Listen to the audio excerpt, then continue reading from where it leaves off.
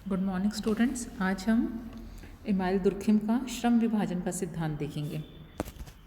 हमने पिछले वीडियो में दुर्खिम के सामाजिक तथ्य की बात की थी कि दुर्खिम ने सामाजिक तथ्य किसे कहा, तथ्य की विशेषताएं क्या बताई, तथ्यों के प्रकार, तथ्य के अवलोकन के नियम उन्होंने क्या क्या बताए और उनकी पुस्तक का क्या नाम था, किस पुस्तक के अंदर कितने अध्यायों में या खंडों में उन्होंने सामाजिक तथ्य की बात की। आज हम दुर्खिम के श्रम विभाजन की बात करेंगे कि दुर्खिम का श्रम विभाजन का सिद्धांत क्या है। समाज में श्रम विभाजन दुर्खिम की सर्वप्रथम कृति है, जिसे उसने फ्रेंच भाषा में डी ला डिवीज़न डू ट्रिवेल सोशल नाम से प्रकाशित किया और जिसका अगर हम अंग्रेज़ी भाषा में अनुवाद करें तो उसका है the division of labour in society, अर्थात समाज में श्रम विभाजन। इस ग्रंथ का प्रकाशन सन 1893 में हुआ था। इस ग्रंथ की रचना उन्होंने अपने डॉक्टरेट की उपाधि हेतु की थी। इस ग्रंथ में दुर्खिम ने श्रम विभाजन का विस्तार से उल्लेख किया है। साथ ही श्रम विभाजन से जनित समस्याओं अनेक नवीन अवधारणाओं को भी उन्होंने उल्लेखित किया। यह ग्रंथ दुर्खिम की पहली रचना थी और उनकी पीएचडी थीसिस थी, इसलिए इसमें विचारों का बिखराव और साथ ही साथ विभिन्न स्थानों पर हमें प्रस्तुतिकरण भी भिन्न भिन्न देखने को मिलता है। रेमंड एरन ने श्रम विभाजन की केंद्रीय समस्या को दुर्खिम के संपूर्ण समाजशास्त्रीय चिंतन की प्रमुख समस्या बताया है। यह समस्या व्यक्ति और समाज के पारस्परिक संबंध की है। दुर्खिम की रचना समाज में श्रम विभाजन 3 खंडों में विभाजित है, जिसमें श्रम विभाजन से संबंधित विभिन्न तथ्यों का उल्लेख किया गया है। ये 3 खंड हैं: श्रम विभाजन के प्रकार्य, दूसरा है कारण एवं दशाएं और तीसरा है श्रम विभाजन के असामान्य स्वरूप। तो प्रकार्य के अंतर्गत दुर्खिम कहते हैं कि दुर्खिम ने सामाजिक एकता के लिए श्रम विभाजन को आधार माना तथा उसके वैज्ञानिक अध्ययन के लिए दुर्खिम ने कानूनों के स्वरूप, एकता के रूप, मानवीय संबंधों के स्वरूप, अपराध, दंड, सामाजिक उत्विकास आदि अनेक समस्याओं और अवधारणाओं की व्याख्या की। कारण एवं दशाओं वाले खंड में वह श्रम विभाजन के कारण और परिणामों की विस्तार से चर्चा करते हैं। नेक्स्ट है श्रम विभाजन के असामान्य स्वरूप। इसके अंतर्गत श्रम विभाजन के असामान्य स्वरूपों का दुर्खिम ने उल्लेख किया है।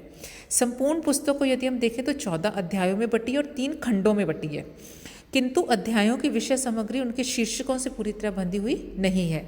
तो हमने ये जो उनकी पुस्तक का नाम देखा, the division of labour in society, ये आपके 3 खंड में है। तो आप इसके खंडों का ये याद रखिएगा, कभी कभी कॉम्पिटिशन में पूछ लिया जाता है कि खंड कितने खंडों में है दुर्खिम की श्रम विभाजन की कृति। अब हम पहले के विषय में बात करेंगे, श्रम विभाजन का प्रकार्य। एक प्रकार्यवादी समाजशास्त्री के रूप में दुर्खिम ने सर्वप्रथम श्रम विभाजन के प्रकार्य का उल्लेख किया। दुर्खिम के अनुसार श्रम विभाजन एक सामाजिक तथ्य है। तो हमने पिछले वीडियो में देखा था सामाजिक तथ्य क्या है, कि सोचने विचारने का तरीका है जो व्यक्ति से बाह्य है और व्यक्ति से परे है। इसलिए श्रम विभाजन के प्रकार्यात्मक विश्लेषण से इस ग्रंथ का प्रारंभ किया। सर्वप्रथम उसने प्रकार्य शब्द के अर्थ की व्याख्या की। इस प्रकार्य के उन्होंने 2 अर्थ बताए। प्रकार्य का अर्थ गति व्यवस्था अथवा क्रिया से है, क्रिया के द्वारा पूर्ण होने वाली आवश्यकता से है।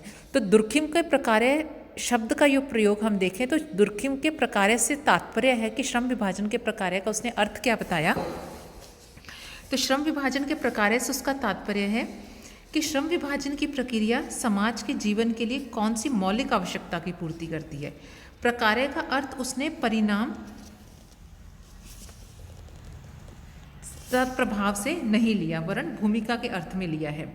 प्रकार्यों के अभाव में भी किसी शरीर या उसके अंगों की आवश्यकता की पूर्ति नहीं हो पाती। दुर्खिम समाज को एक नैतिक वास्तविकता मानते हैं। नैतिक व्यवस्था के अभाव में कोई भी सामाजिक व्यवस्था अधिक समय तक नहीं चल सकती। इसलिए किसी भी सामाजिक तथ्य का प्रकार्य स्वाभाविक रूप से नैतिक होना चाहिए। दुर्खिम के अनुसार नैतिकता व्यवहार के वे नियम हैं जो मानव के आचरण पर लागू होते हैं और जिनके साथ समूह की अभिमति जुड़ी होती है। इस प्रकार नैतिक तथ्य का संबंध मानव आचरण से है और श्रम विभाजन का प्रकार्य भी स्वाभाविक रूप से समाज में नैतिक कार्यों को उत्पन्न करना है।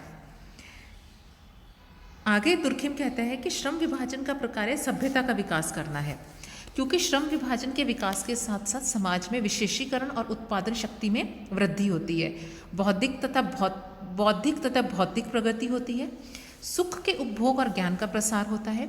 इसलिए समाज में सभ्यता आगे बढ़ती है। यही कार्य है कि कई विद्वान श्रम विभाजन को सभ्यता का स्रोत मानते हैं, किंतु दुर्खिम मानते हैं कि श्रम विभाजन का प्रकार्य सभ्यता का विकास करना नहीं है, क्योंकि स्रोत का अर्थ प्रकार्य से नहीं है। सुखों की वृद्धि या बौद्धिक एवं भौतिक प्रगति श्रम विभाजन के फलस्वरूप उत्पन्न होती है, इसलिए वे इसके परिणाम है, प्रकार्य नहीं। प्रकार्य परिणाम नहीं होता।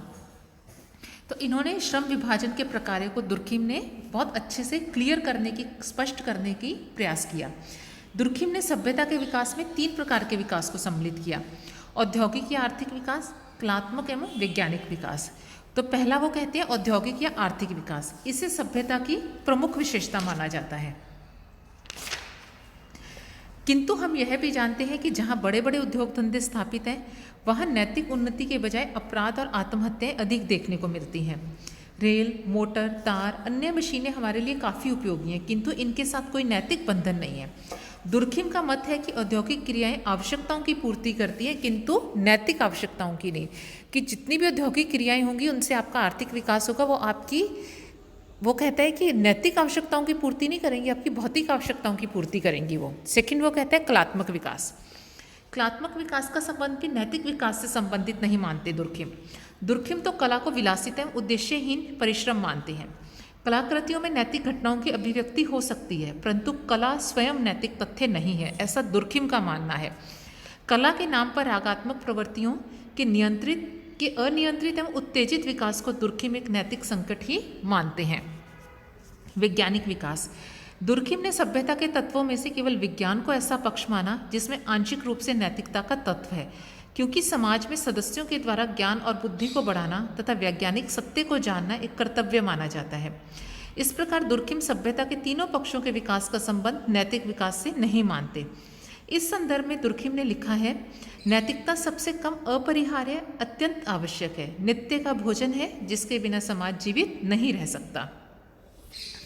दुर्खिम आगे कहते हैं कि श्रम विभाजन का प्रकार्य नवीन समूहों का निर्माण और उनकी एकता है। श्रम विभाजन का प्रकार्य समाज के अस्तित्व से संबंधित किसी नैतिकता की पूर्ति करना है। जब समाज के सदस्यों की संख्या और उनके पारस्परिक संबंधों में वृद्धि होती है तो समाज में श्रम विभाजन में भी वृद्धि होती है। नए नए व्यावसायिक और सामाजिक समूह जन्म लेते हैं। इन विभिन्न समूहों के बीच एकता उत्पन्न करना समाज के अस्तित्व के लिए आवश्यक होता है, क्योंकि तभी समाज का अस्तित्व बना रहेगा, समाज की व्यवस्था बनी रहेगी। एकता के अभाव में समाज में व्यवस्था और संतुलन कायम नहीं रह सकता। अतः विभिन्न समूहों के बीच एकता की आवश्यकता दुर्खिम के अनुसार एक नैतिक आवश्यकता है, और श्रम विभाजन का कार्य या प्रकार्य वो कहते हैं कि इसी नैतिक आवश्यकता की पूर्ति करना है। जब समाज में परिवर्तन होता है, जीवन की दशाएं और आवश्यकताएं बदलती हैं, तो नवीन समूहों का निर्माण होना भी एक सामाजिक आवश्यकता है और उनकी एकता भी समाज के अस्तित्व के लिए अनिवार्य है। दुर्खिम के अनुसार ये दोनों ही कार्य श्रम विभाजन द्वारा पूरे किए जाते हैं। अब वो कहते हैं कि आपने ये तो कह दिया कि श्रम विभाजन एकता उत्पन्न करता है, तो ये श्रम विभाजन एकता कैसे उत्पन्न करता है, इसे स्पष्ट करने के लिए दुर्खिम कई उदाहरणों के द्वारा इसे स्पष्ट करने का प्रयास करते हैं। वे कहते हैं कि हम केवल उन लोगों से ही मित्रता नहीं करते जो हमसे समानता रखते हैं, वरन हम उनसे भी रखते हैं जो हमारे से भिन्नता रखते हैं, क्योंकि जिस बात की कमी का हम अनुभव करते हैं उसकी पूर्ति हम अपने मित्र में ढूंढते हैं। दुर्खिम लिखते हैं, हमारे अंदर चाहे जितने गुण हो, फिर भी हम में कोई ना कोई कमी या अभाव अवश्य होता है, और हम में से सर्वोत्तम भी अपनी कमी को महसूस करते हैं। यही कारण है कि हम अपने मित्रों में उन गुणों को खोजने का प्रयास करते हैं जो हम में नहीं होते, क्योंकि उनके साथ रहने में हम कुछ अंशों में उनकी प्रकृति में भागीदार बन जाते हैं और स्वयं की उस अपूर्णता का अनुभव जो होता है हमें कम होता है। इस प्रकार समानता और भिन्नता दोनों ही आकर्षण का कारण हो सकते हैं। दुर्खिम ने वैवाहिक एकता एवं स्त्री पुरुष की एकता को भी श्रम विभाजन के द्वारा समझाने का प्रयत्न किया। इनकी एकता का कारण उनकी भावनात्मक एवं वैचारिक समानता ही नहीं, वरन उनमें पाई जाने वाली भिन्नता भी है। दुर्खिम के अनुसार लैंगिक श्रम विभाजन ही स्त्री पुरुष की एकता का प्रमुख स्रोत है। इन दोनों के कार्य क्षेत्र अलग अलग हैं। स्त्रियों का कार्य रागात्मक क्षेत्र से, पुरुषों का बौद्धिक क्षेत्र से है। श्रम विभाजन इन दोनों को परस्पर जोड़ता है और इनके प्रयासों को संगठित करता है। दुर्खिम के अनुसार श्रम विभाजन का कार्य केवल यही नहीं कि समाज के कार्य होते रहें या उनकी कुशलता और परिणाम में वृद्धि हो, वरन इसका प्रमुख कार्य तो समाज में एकता उत्पन्न करना है।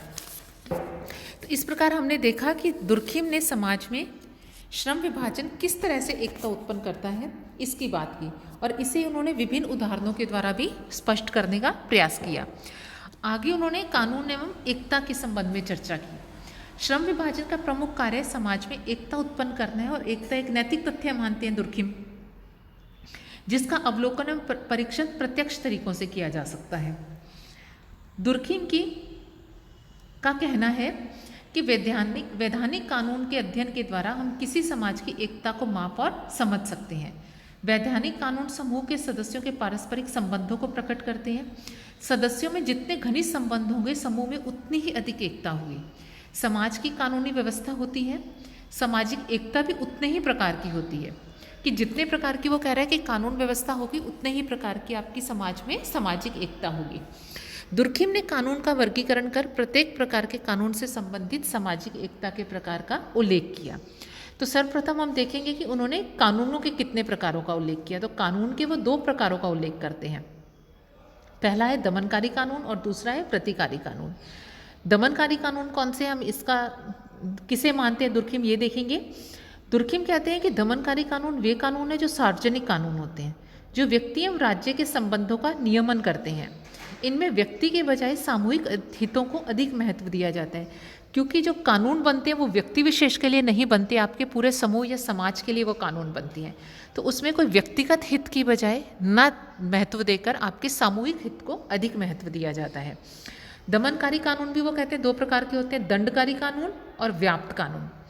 दंडकारी कानून वो कहते हैं कि वे कानून हैं जिनका संबंध कष्ट देने, हानि पहुंचाने, हत्या करने और स्वतंत्रता का हनन करने से है।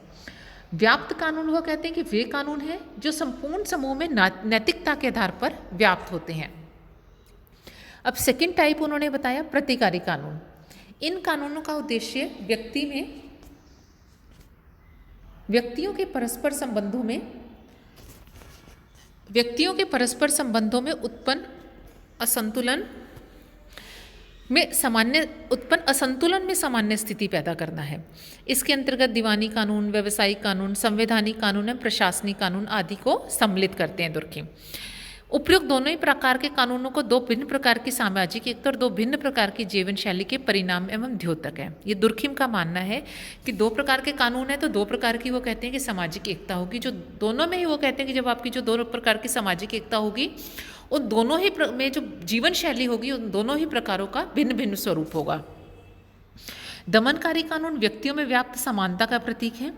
इसके द्वारा जिस प्रकार की एकता उत्पन्न होती है उसे दुर्खिम यांत्रिक एकता कहते हैं।